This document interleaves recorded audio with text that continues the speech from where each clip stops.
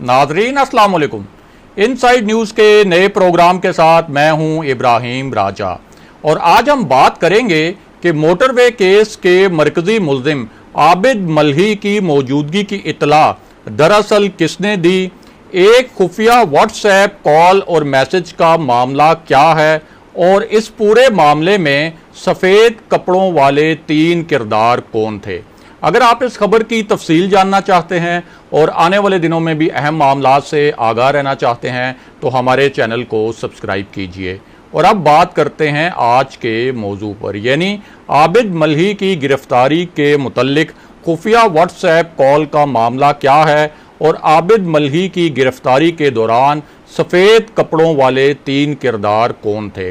आपको इस मामले से जुड़े 2 हैरानकुन वाक़यात और उनकी इंतहाई अहम तफसीलात बताते हैं ताकि आप नुक्तों से नुक्ते जोड़कर या कड़ियों से कड़ियाँ मिलाकर इस पूरे मामले को आसानी से और अच्छी तरह समझ सकें। तो मामला यह है कि लाहौर पुलिस के 3 अहम अफसरान को एक कॉल मौसूल हुई। इस कॉल में उन्हें बताया गया कि एक एमरजेंसी मीटिंग है। उन्हें एमरजेंसी मीटिंग की इतला तो दी गई, लेकिन ये नहीं बताया गया कि इस मीटिंग का एजेंडा क्या है। ये मीटिंग दरअसल मुल्जिम आबिद मल्ही के बारे में होनी थी और इस मीटिंग में सीसीपीओ लाहौर ने भी शरीक होना था। ये तीनों पुलिस ऑफिसर कॉल मौसूल होने के 10 मिनट बाद मीटिंग में पहुंच गए। वहां उन्हें बताया गया कि इस मीटिंग में जो कुछ डिस्कस होने जा रहा है उसे इंतहाई खुफिया रखना ज़रूरी है। ज़राए के मुताबिक इस मीटिंग में एक व्हाट्सएप मैसेज और एक कॉल का जिक्र किया गया। ये व्हाट्सएप मैसेज और कॉल का मामला आबिद मल्ही की बीवी के मुतल्लिक था। जब इस व्हाट्सएप मैसेज और मोबाइल कॉल का डेटा इस मीटिंग में रखा गया तो सब हैरान रह गए। पुलिस ने दरअसल आबिद मल्ही की गिरफ्तारी के लिए एक ज़बरदस्त मंसूबा बनाया था और इस मीटिंग में वही मंसूबा असल में डिस्कस हो रहा था। अब इस मीटिंग में बताया गया कि पुलिस ने आबिद मल्ही की बीवी को एक सिम लेकर दी थी। इस सिम का मकसद ये था कि आबिद की बीवी किसी तरह अपने खाविंद आबिद से राब्ता करे। अब मुश्किल ये थी कि आबिद अपना नंबर जो है वो मुस्तकिल तौर पर बंद कर चुका था। पुलिस ने यहाँ एक नया हरबा आजमाया। पुलिस ने आबिद की बीवी से कहा कि वो अपने मुख्तलिफ रिश्तेदारों को अपनी नई जो फ़ोन सिम है उससे कॉल करे और उनको ये आगाह करे कि उसने ये एक नया नंबर लिया है।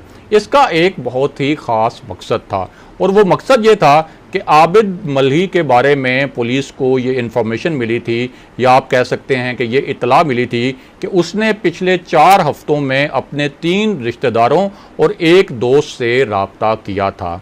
अब जब आबिद मल्ही की बीवी ने अपने रिश्तेदारों और अजीज़ों को कॉल्स करना शुरू की तो उसका मकसद ये था कि किसी तरीके से ये जो नंबर है आबिद की बीवी का, ये आबिद तक पहुँचे और उस तक ये इतला पहुँचना बहुत ज़रूरी थी कि अब आबिद की बीवी के पास एक नया नंबर मौजूद है।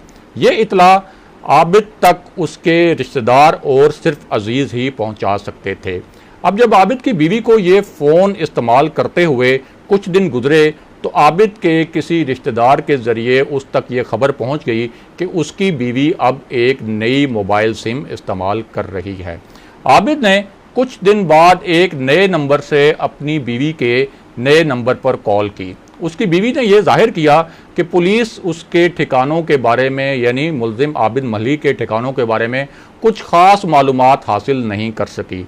उसने आबिद को ये इत्मीनान भी दिलाया कि उसने पुलिस को आबिद मल्ही के बारे में कुछ ख़ास नहीं बताया और पूरी तरह आबिद मल्ही को ये यकीन दिलाया कि उस पर, यानी उसकी जो बीवी है, उस पर पुलिस की कोई ख़ास निगरानी नहीं है। दूसरी जानिब पुलिस ने आबिद मल्ही के जो रिश्तेदार हिरासत में लिए हुए थे उनसे भी पुलिस को 2 अहम मालूमात मिली। ये जो मालूमात थीं इनका ताल्लुक भी आबिद मल्ही के जो मुमकिना खुफिया ठिकाने हो सकते थे वो उनके बारे में थी। अब आबिद ने 2-3 मरतबा अपनी बीवी के नंबर पर कॉल की, लेकिन हर मरतबा वो कॉल करने के बाद अपनी लोकेशन, यानी जहाँ से वो कॉल कर रहा था उस मकाम को वो तब्दील कर लेता था। उसकी वजह ये थी कि उसको अभी तक शक था कि ये सब कुछ जो है ये पुलिस का एक ट्रैप भी हो सकता है, यानी उसे ये शक था कि ये सब कुछ पुलिस का एक जाल भी हो सकता है। अब जब आबिद ने 2-3 मरतबा अपनी बीवी को कॉल की तो उसके बाद उसे थोड़ा सा एतमाद हो गया कि ये सब पुलिस की चाल नहीं, या ऐसा नहीं कि पुलिस उसे किसी जाल में फंसाने की कोशिश कर रही है। उसके बाद आबिद ने एक मरतबा फिर अपनी बीवी को कॉल की और इस मरतबा उसकी बीवी ने उसे कहा कि वो उससे मिलना चाहती है। अब यह सुनकर आबिद मल्ही ने अपनी बीवी से कहा कि वो उसे कुछ देर बाद बताएगा कि वो कब, कहाँ और किस जगह मिलेंगे। उसके बाद अगले रोज़ आबिद ने अपनी बीवी को कॉल की और उसे फैसलाबाद में एक जगह मिलने का बताया। उसकी बीवी ने उस जगह का एड्रेस नोट किया और उसके बाद ये तय हुआ कि वो दोनों उस मकाम पर मुलाकात करेंगे। लेकिन उसके बाद हुआ क्या? हुआ ये कि इस पहली कॉल के थोड़ी देर बाद ही आबिद ने दोबारा अपनी बीवी को कॉल कर दी और मिलने के लिए एक नई जगह बता दी। आबिद अपनी तरफ से एक तरह से बहुत होशियारी कर रहा था ताकि अगर इसकी बीवी पुलिस के साथ मिली भी हो तो ये सारा मामला जो है वो कन्फ्यूजन का शिकार हो जाए और उसके पास फरार होने का रास्ता जो है वो बाकी रहे। अब इस पूरे मामले में इंटेलिजेंस ब्यूरो और पुलिस की जो स्पेशल ब्रांच है उसने भी एक जाल बिछाया।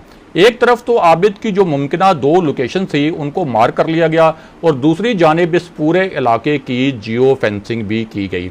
इस इलाके में 3 मोबाइल टावर्स मौजूद थे और इन तीनों मोबाइल टावर से डेटा भी इकट्ठा कर लिया गया।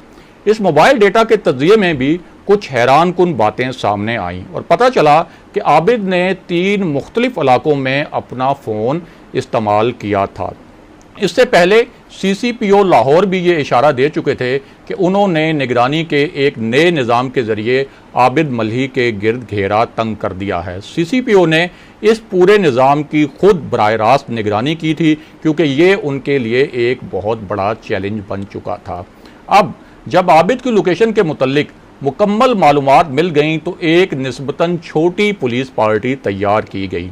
इस पुलिस पार्टी ने आबिद की गिरफ्तारी के लिए छापा मारना था और इस पुलिस पार्टी को भी पहले बिल्कुल नहीं बताया गया कि उन्हें किस मिशन पर जाना है। उसकी वजह यह थी कि इससे पहले भी आबिद की गिरफ्तारी के लिए जो छापे मारे गए थे, आबिद हर मरतबा उन छापों से पहले ही फरार हो जाता था और पुलिस को ये शक भी था कि या तो पुलिस के अंदर से कोई उसकी मुखबरी कर रहा है या कोई ना कोई ऐसा है जो उसको पुलिस के छापों के बारे में पेशगी आगाह कर देता था।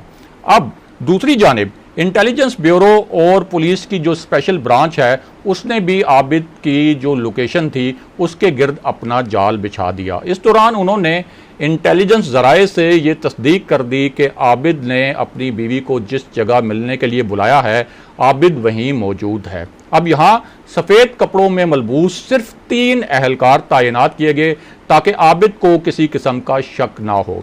आबिद कोई बहुत बड़ा गैंगस्टर नहीं था, इसलिए उसकी गिरफ्तारी के लिए कोई बहुत ज़्यादा तादाद में अहलकारों की ज़रूरत भी नहीं थी। अब पुलिस पार्टी फैसलाबाद में उस मकाम पर पहुंच गई जहां आबिद मल्ही ने अपनी बीवी को बताया था कि वो उससे इस मकाम पर मिलेगा। एहतियातन इस मकाम से बाहर जाने वाले रास्तों पर ना नज़र आने वाले या आप कह सकते हैं कि खामोश नोयत के नाके भी लगाए गए और फिर उसके बाद जब पुलिस ने उस मकाम पर छापा मारा जो मकाम आबिद मल्ही ने अपनी बीवी को बताया तो आबिद मल्ही वहाँ मौजूद था।